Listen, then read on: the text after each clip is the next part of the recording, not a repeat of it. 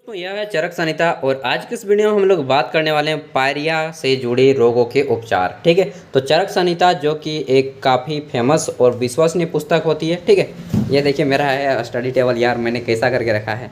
तो चलिए आज शुरू करने वाले हैं चरक संहिता के बारे में। देखिए सबसे पहले चरक संहिता को जैसे आप खोलते हैं, आपको यहाँ पर सभी रोगों के देखने होते हैं कि वह किस अंग से जुड़ा हुआ है। तो जैसे कि पाचन संस्थान के रोग यानी कि डाइजेस्टिव जो सिस्टम होता है, ठीक है। उसके बाद है आपका यहाँ पे आँखों के रोग, अगला है कान के रोग, अगला है आपका नाक का रोग, फिर है आपके गले या मुख के रोग। तो हमें देखना है दांतों के रोग ना, त्वचा के रोग, डर्मेटोलॉजिस्ट जिसको बोलते हैं।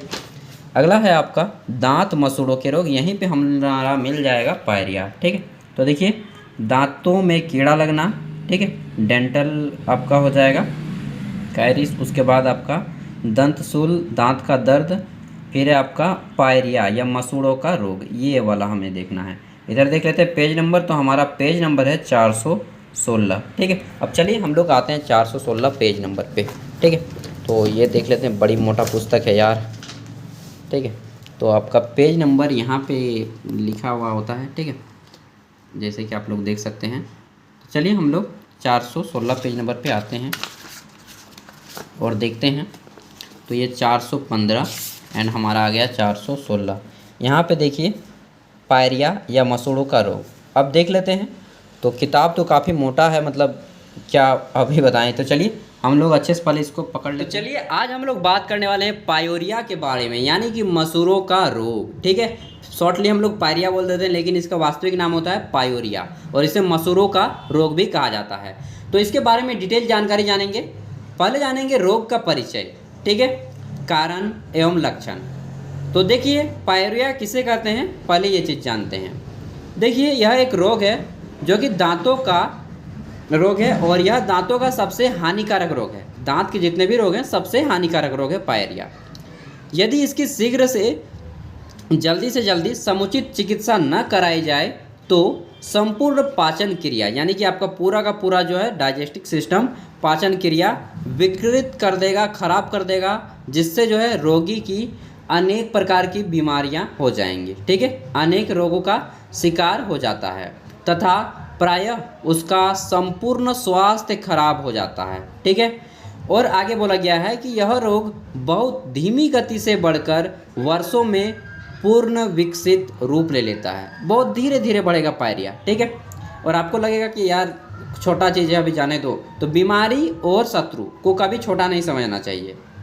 आगे है कि देखिए पायरिया के बारे में बोला गया है कि रोग के प्रारंभ में तो रोगी को पता ही नहीं चलता है। ठीक है, लगता है कि उसके मसूड़ों में पायरिया के जीवाणु प्रवेश कर चुके हैं।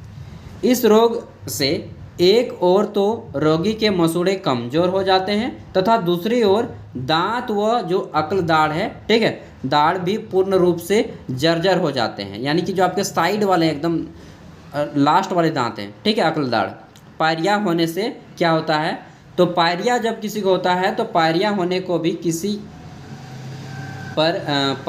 पर रोगी को कभी किसी एक दांत में दर्द होता है तो कभी किसी दाढ़ में दर्द होता है, यानी कि ऊपर वाले हिस्से में दर्द होने लगता है। ठीक है, दांत में दर्द होने लगता है। देखिए रोगी के कभी मसूड़े दर्द करने लगते हैं तो कभी संपूर्ण जबड़ा ही दर्द करने लगता है और आदमी समझ नहीं पाता है कि मुझे हुआ क्या है। उसके मसूड़ों से कभी रक्त बहने लगता है, अचानक दांत से कभी आपका ब्लड आने लगेगा, ठीक है, मसूड़ों से, और कभी मवाद आने लगता है। ठीक है, तो समझ लीजिए कि आपको जो है पायरिया के लक्षण आ गए हैं। पायरिया के 3 अवस्थाएं होती हैं। ठीक है, पायरिया कितनी अवस्था की होती है, 3। प्रारंभिक अवस्था, first stage, second stage and third stage. देखते हैं प्रारंभिक अवस्था। देखिए पहली अवस्था है प्रारंभिक अवस्था। इस अवस्था में मसूड़ों पर हल्की सूजन होती है, थोड़ा थोड़ा फूल जाएगा आपका, ठीक है, सूजन आ जाएगा।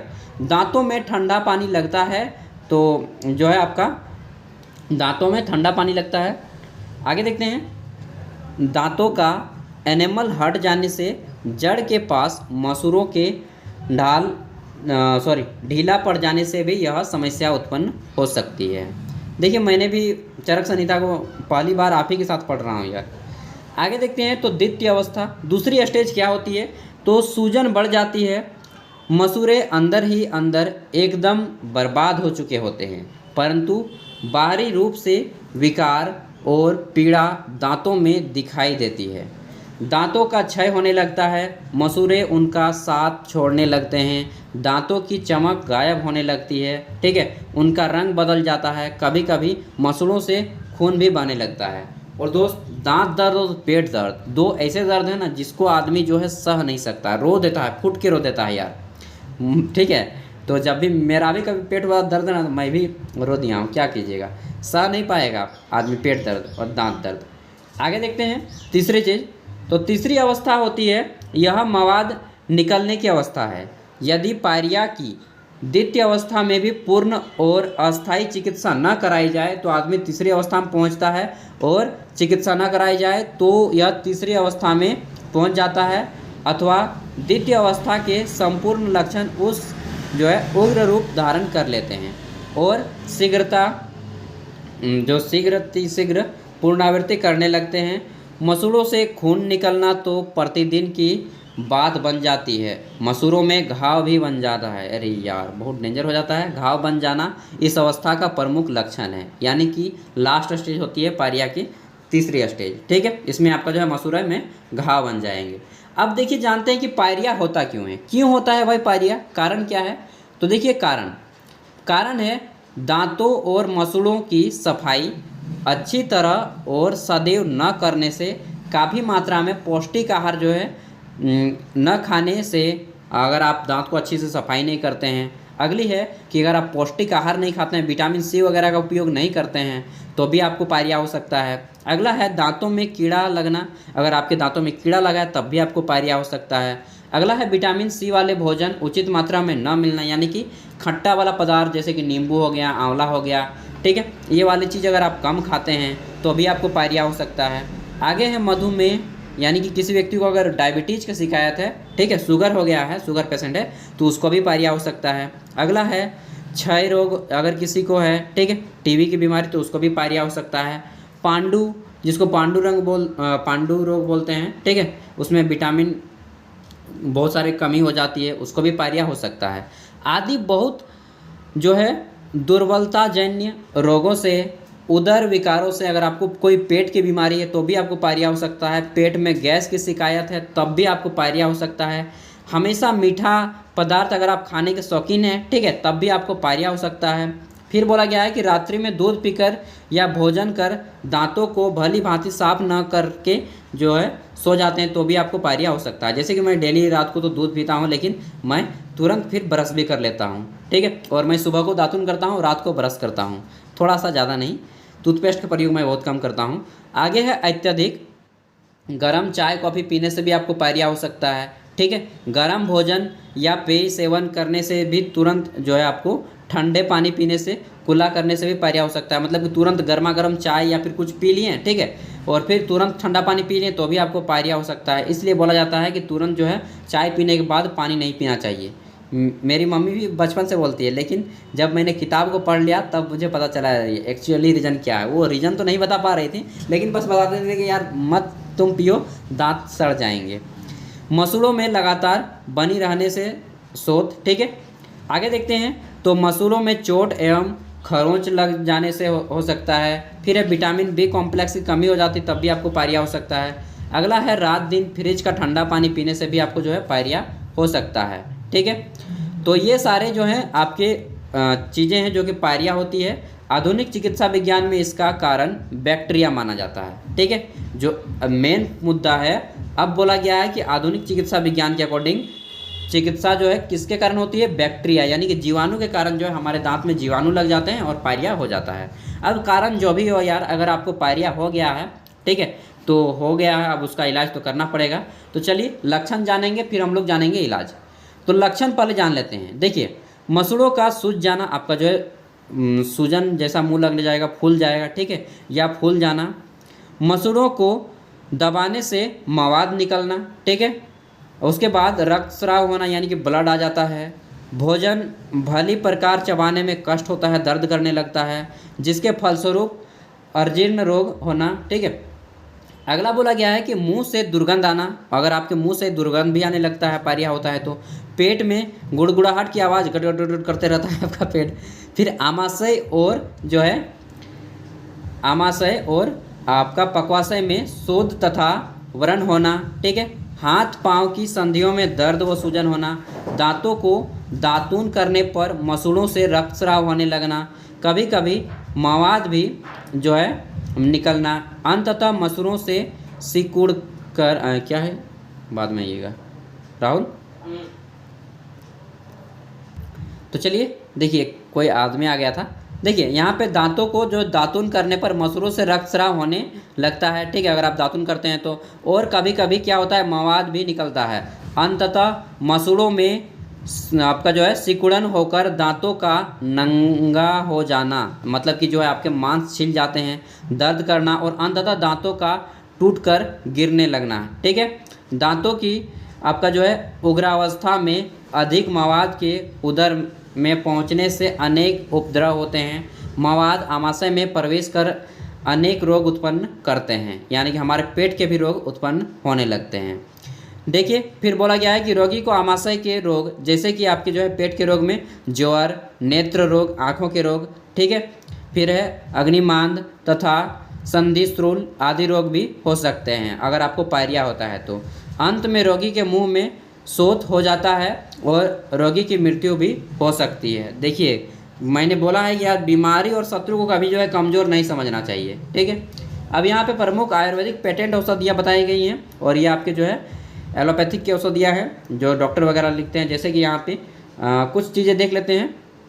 तो पहला है आपका बकुला दंत मंजन। आपके घर में बकुला का जो पेड़ होगा, ठीक है, बबुल का पेड़, उसका भी आप लोग कर सकते हैं। मसूड़ों व दांतों पर मलें, उसका पानी को बॉईल करके, ठीक है। फिर है आपका ये, मैं जो घर में आप कर पाएंगे उसी चीज़ को बताऊंगा।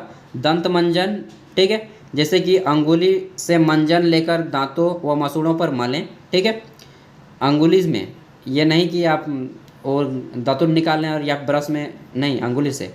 फिर आपका जो काम का चीज़ है वही मैं बताऊंगा। दंत शोधक निर्माण योगी सुबह शाम दोनों समय दांत व मसूड़े पर खूब मलें। फिर आपका डेंटल टूथ पाउडर जो है आपका डेंटोन टूथ पाउडर, ये आपको दुकान में मिल जाएगा, ठीक है, 2 से 3 बार मलें। आगे देखते हैं। तो फिर है जो इम्पोर्टेंट चीज़ है वो मैं आपको बताऊंगा, ठीक है। और यहाँ पे बाकी पीडीएफ का लिंक मैं वीडियो के डिस्क्रिप्शन में, जैसे ही वीडियो कंप्लीट हो जाएगा उसके कुछ देर के आधा घंटे के अंदर ही मैं अपलोड कर दूंगा, ठीक है। पर लेकर दांत व मसूड़ों पर 2 दिन मले। आगे देख लेते हैं। तो आगे आता है हमारा 17 औषधियाँ। आपका दंतपान चूर्ण, ये सब नहीं मिलेगा यार आपको इजीली, ठीक है, यहाँ पे दे दिया है, लेकिन बहुत मतलब आदमी समझ ही नहीं पाएगा कि किस औषधि के बारे में बात कर रहा है, ठीक है। अब चलिए मैं आपको घरेलू नुस्खों के बारे में बताता हूँ। घरेलू, ठीक है, तो घरेलू अनुभूत प्रयोग, जैसे कि यहाँ पे बोला गया है, जैतून के कच्चे फलों को पानी में औटाकर उस पानी से कुल्ले करने से, ठीक है, आपको जो है दांतों और मसूड़ों हो जाते हैं मजबूत, ठीक है, और दांतों के रोग ठीक हो जाते हैं। वही चीज़ जो बबुल का पेड़ मैंने बताया उससे भी हो सकता है। अगला है दंत मंजन के रूप में जो हरतकी मिलता है। हरतकी आपने नाम सुना होगा, खाया भी होगा, मैंने खाया है, ठीक है। दंत मंजन के रूप में हरतकी के चूर्ण का प्रयोग जो है प्रतिदिन 2 बार करने से आपका जो है आशातीत लाभ, मतलब कि जितना उम्मीद है उससे ज़्यादा लाभ होगा, ठीक है। हरतकी मेरे घर तो जंगल के सामने है, इसलिए मैं हरतकी जानता हूँ यार। आप लोग मालूम नहीं जानते हैं या नहीं, बहुत अच्छी चीज़ है, खाया कीजिए, ठीक है। अगला है नागफनी के गुदा की आपका पुलटिट को गर्म करके मुंह पर बांधने से मसूड़ों के असाध्य रोग ठीक हो जाते हैं। अगला है इंद्रावत चूर्ण का प्रतिदिन 2 बार मलने से दांत व मसूड़ों के सभी रोग ठीक हो जाते हैं, ठीक है। अगला है आपका प्रवाल के चूर्ण से मंजन करने से दांत निर्मल और मजबूत हो जाते हैं। तो आगे देखते हैं, ठीक है। अगला है आपका जो है बड़ी माई, आप लोग नहीं समझेंगे। फिटकिरी के जो है, फिटकिरी जो मिलता है, जो नाई वगैरह रखता है सैलून वगैरह में, फिटकिरी के मंजन से सड़े हुए दांतों का दर्द भी दूर हो जाता है, ठीक है। अगला है सिरके के जो है कायफल घिसकर 10 मिनट तक प्रतिदिन 2 बार मसूड़ों पर मलने से जो है दांत दर्द जो है दूर हो जाता है और दांतों का हिलना ठीक हो जाता है। ठीक है, तो फिटकरी का भी बहुत लाभ है यार। फिटकरी को काली मिर्च के साथ बारीकी से पीसकर दांतों पर मलने से दांत का दर्द जो है मिट जाता है और मसूड़े मजबूत हो जाते हैं।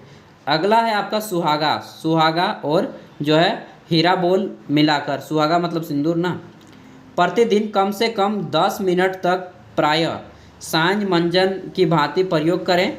जो है इससे धीरे धीरे दांतों एवं मसूड़ों में सभी कष्ट दूर हो जाएंगे। तो इतना चीज़ बताएंगे, कोई ना कोई आपके घर में तो मिल ही जाएगा। अगला है फिटकरी जो है वो जान गए। देखिए अगला है कि आल के कच्चे जो है फूलों, आल के जो फूल होते हैं, फूलों को जलाकर इसमें नमक मिलाकर मंजन से दांत जो है आपके मजबूत हो जाएंगे। अगला है बरगद की छाल। बरगद का जो पेड़ होता है, बरगद की छाल के क्वाथ के कुल्ले करने से दांत और मसूड़ों के रोग जो है ठीक हो जाते हैं। अगला है जो है काले सीरस की जड़ की छाल से चूर्ण जो है मंजन करने से मसूड़े के रोग ठीक हो जाते हैं और दांत मजबूत हो जाते हैं। ठीक है, तो इस तरह से है। फिर है आपका बसाम के वृक्ष के दातुन प्रतिदिन करने से दांत और मसूड़े मजबूत हो जाते हैं। और इस तरह से आपका है प्रक सीफल है, हरा कशिश होना चाहिए यार, हीरा कशिश लिख दिया है। फिर गुलर, हाँ यहाँ पे इंपॉर्टेंट चीज़ है गुलर। जो गुलर के काढ़े होते हैं, ठीक है, गुलर का फूल आपने सुना होगा। गुलर के जो काढ़े से कुल्ले करने से दांत और मसूड़ों के रोग ठीक हो जाते हैं। ठीक है, और दांत मजबूत हो जाते हैं। अगला है लिसोढ़ा के क्वाथ से प्रतिदिन प्रयास सुबह शाम कुल्ला करेंगे तो आपके मजबूत हो जाएंगे। अब देखिए पथ्यापथ जरूरी है, यानी कि आपको क्या खाना चाहिए और क्या नहीं खाना चाहिए। पथ्यापथ मतलब यही होता है आपका डाइट कैसा होना चाहिए। ठीक है, तो देखिए ध्यान से सुन लीजिए। विटामिन युक्त, ठीक है, विटामिन से भरपूर सरंजी आहार खाएं। मतलब कि जैसे कि आप खट्टा चीज़ में आप संतरा खा सकते हैं और आपका क्या है आंवला, दो चीज़ आप जरूर खाएं। ठीक है, विटामिन संरक्षी आहार खाएं, खट्टे आहार, उसमें जैसे अंडा हो गया। ठीक है, विटामिन संरक्षी आहार खाएं जैसे अंडा, मांस, फलियां, गहरे हरे रंग की पत्तीदार सब्जियां और संतरे। ठीक है, नींबू खाइए या टमाटर, ये आपको फ़ायदा करेंगे। मिठाई और ऐसी चिकनी व चिपकने वाली चीज़ों का प्रयोग बिल्कुल नहीं करना है। मिठाई या फिर ऐसी चीज़ जो आप खाते हैं तो दांतों पे लटक जाता है, बिल्कुल ऐसी चीज़ों का प्रयोग ना करना है। ठीक है, किसी कोई मीट खाता है तो उसका भी दांतों में लटक जाता है, नहीं, उन सब चीज़ों से दूर रहना है। आम वगैरह अगर कोई खाते हैं तो देखिएगा कि दांत में लटक जाता है, नहीं, अभी कुछ दिन नहीं खाइए यार। ठीक है, अगला है जो दांतों पर अधिक चिपक जाती है उनको नहीं खाना है।